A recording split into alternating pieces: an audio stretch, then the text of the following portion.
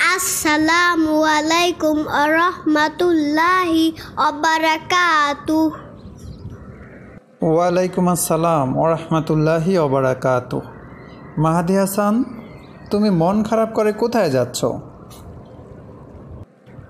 আম্মুকে বলেছিলাম একটা ভালো গল্প শোনাতে, শোনায় নাই তো, তাই বাইরে একটু ঘুরতে যাচ্ছি। বুঝতে পেরেছি, এজন্য তোমার মনটা ভীষণ খারাপ। আচ্ছা ঠিক আছে, সমস্যা নাই, আমি তোমাকে আজকে সুন্দর একটি গল্প শোনাবো, ঠিক আছে? আচ্ছা ঠিক আছে, তাহলে শোনাও। আজকে আমরা সাহাবী আবু হুরায়রা রাদিয়াল্লাহু তাআলা আনহুর জীবনের একটি মজার ঘটনা শুনব। আচ্ছা বলো। সাহাবী আবু হুরায়রা রাদিয়াল্লাহু তাআলা আনহু তার নিজের মুখেই জীবনের এই ঘটনাটি বর্ণনা করেছেন। তিনি বললেন যে আমি মাঝে মাঝেই খুব ক্ষুধার্ত অবস্থায় পথে শুয়ে থাকতাম। তো একদিন খুব ক্ষুধা পেটে নিয়ে পথের কাছেই ছিলাম, আর মনে মনে ভাবলাম রাসূল সাল্লাল্লাহু আলাইহি ওয়াসাল্লামের সাহাবীরা যে পথ দিয়ে যাতায়াত করে আমি সেখানে থাকব, তাহলে হয়তো আমার একটি খাবার ব্যবস্থা হতে পারে। তারপর? এর কিছুক্ষণ পরে সেই পথ দিয়ে সাহাবী আবু বকর সিদ্দিক রাদিয়াল্লাহু তাআলা আনহু আসলেন। এবার আবু হুরায়রা মনে মনে চিন্তা করলেন, আমি আবু বকরকে কোরআনের একটি আয়াত সম্পর্কে জিজ্ঞেস করব। মূলত তার উদ্দেশ্য ছিল আবু বকর সিদ্দিক রাদিয়াল্লাহু তাআলা যদি আমার অবস্থা বুঝতে পেরে খাবারের একটু ব্যবস্থা করে দেন। তারপরে কি হলো? তারপরে আবার কি হবে? আবু বকর সিদ্দিক রাদিয়াল্লাহু তাআলা খাবার ব্যবস্থা না করেই তার পাশ কাটিয়ে চলে গেলেন, কারণ তিনি তো আর আবু হুরায়রা রাদিয়াল্লাহু তাআলার আসল অবস্থা জানতেন না। এর কিছুক্ষণ পরে সেই পথ দিয়ে হযরত ওমর আসলেন। আবু বকর রাদিয়াল্লাহু তাআলা যাওয়ার পরে আবু হুরায়রা মনে মনে চিন্তা করল, আমি ওমরকেও ঠিক একই রকম কোরআনের একটি আয়াত সম্পর্কে জিজ্ঞেস করব। এতে যদি তিনি আমার অবস্থা বুঝতে পেরে খাবারের একটু ব্যবস্থা করে দেন।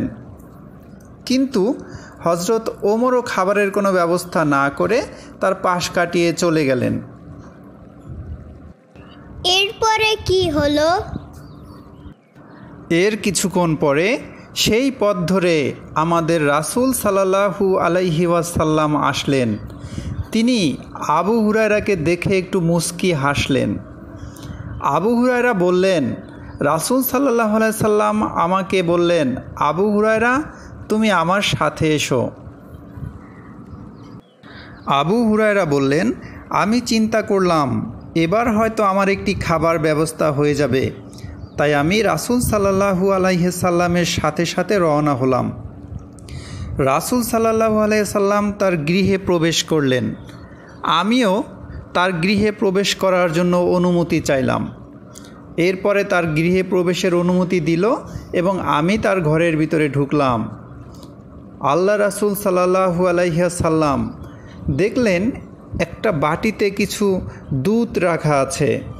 তিনি জিজ্ঞেস করলেন, এই দুধ কে পাঠিয়েছে? এরপরে ঘরের ভেতর থেকে আওয়াজ আসলো, কোনো এক পুরুষ অথবা মহিলার কথা বলা হয়েছিল যে তিনি আপনাকে উপঢৌকন পাঠিয়েছেন। উপঢৌকন কি? উপঢৌকন হলো এক ধরনের উপহার। ওই সময় রাসূল সাল্লাল্লাহু আলাইহি ওয়াসাল্লামকে অনেকেই ছোটোখাটো উপহার পাঠাতো। যাই হোক, এরপরে রাসূল সাল্লাল্লাহু আলাইহি ওয়াসাল্লাম বললেন, আবু হুরায়রা তুমি আহলে সুফফাদেরকে খবর দাও। আহলে সুফফা কাদেরকে বলা হয়? আহলে সুফফা হলো ইসলামের মেহমান।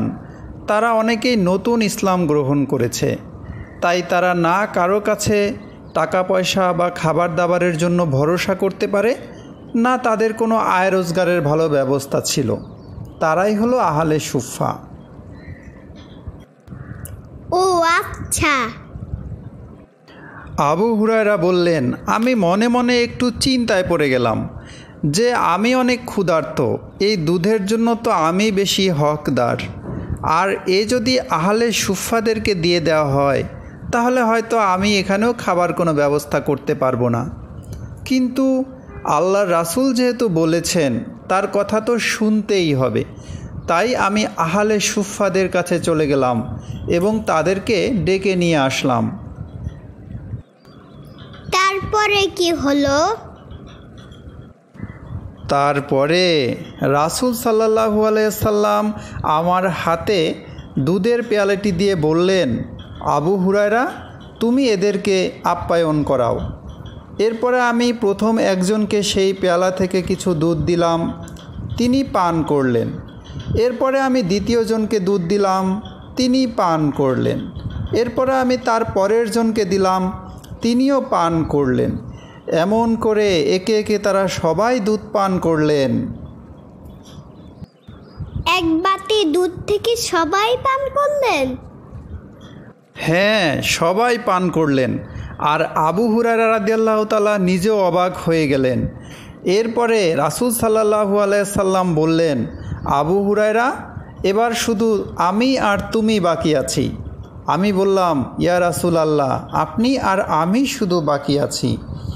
রাসূল সাল্লাল্লাহু আলাইহি সাল্লাম আমার হাতে দুধের পেয়ালাটা দিয়ে বললেন, এবার নাও, তুমি পান করো। এরপরে আমি পান করা শুরু করলাম। আমি একবার পান করলাম, রাসূল সাল্লাল্লাহু আলাইহি সাল্লাম বললেন, তুমি আবার পান করো। আমি আবারও দুধ পান করলাম। এরপরে রাসূল সাল্লাল্লাহু আলাইহি সাল্লাম আমাকে বললেন, তুমি আবারও দুধ পান করো। এরপরে আমি আবারও দুধ পান করলাম। এরপরে রাসূল সাল্লাল্লাহু আলাইহি সাল্লাম যখন আমাকে বললেন, আবু হুরায়রা, তুমি পান করো, আমি বললাম, ইয়া রাসূলুল্লাহ, আমার পেটে আর একটুও খালি জায়গা নেই। এরপরে কি হলো? এরপরে রাসূল সাল্লাল্লাহু আলাইহি সাল্লাম আল্লাহর প্রশংসা করলেন এবং বিসমিল্লাহির রহমানির রাহিম বলে তিনিও সেখান থেকে দুধ পান করলেন। আবু হুরায়রা বললেন যে আমি অবাক হয়ে গেলাম। আমি তো ভেবেছিলাম সামান্য একটু দুধ, এতে আমারই তো হবে না, কিন্তু আমরা সবাই সেদিন তৃপ্তি সহকারে দুধ পান করেছিলাম। এটা এরকম কেন হলো? এটা ছিল মূলত রাসূল সাল্লাল্লাহু আলাইহি সাল্লামের একটি মোজেজা, যা আল্লাহ তাকে দেখিয়েছিলেন। আর আজকের এই গল্প থেকে কিন্তু আমরা অনেক কিছু শিখতে পেরেছি। কি কি শিখতে পেরেছি তুমি কি বলতে পারবে? হ্যাঁ, পারবো তো। আচ্ছা, তাহলে বলো তো আজকে আমরা কি কি শিখেছি? এক নম্বরে শিখেছি রাসূল সাল্লাল্লাহু আলাইহি ওয়াসাল্লাম সাহাবীদের মুখ দেখেই মনের কথা বুঝতে পারতেন। খুব ভালো বলেছ। আর কি শিখলাম? আর কারো ঘরে ঢোকার আগে অনুমতি নিতে হয় এবং যারা অসহায় তাদেরকেই সাহায্য করতে হয়। আর আল্লাহর রহমত থাকলে অল্প জিনিসেই প্রয়োজন মিটে যায়। আর শিখেছি খাবার শুরুতে বিসমিল্লাহির রহমানির রহিম বললে শুরু করতে হয়। মাশাআল্লাহ, তাহলে তো আজকে তুমি অনেক কিছু শিখেছো। আর যারা এই চ্যানেলটি দেখতেছে তাদেরকে কিন্তু তুমি বলে দিবে, যদি ভালো লেগে থাকে তাহলে অবশ্যই যেন চ্যানেলটি সাবস্ক্রাইব করে, তাহলে পরবর্তী ভিডিও পাবলিশ হওয়ার সাথে সাথেই তারা নোটিফিকেশন পেয়ে যাবে। এজন্য নোটিফিকেশন বেলটিও কিন্তু অন করে রাখতে হবে।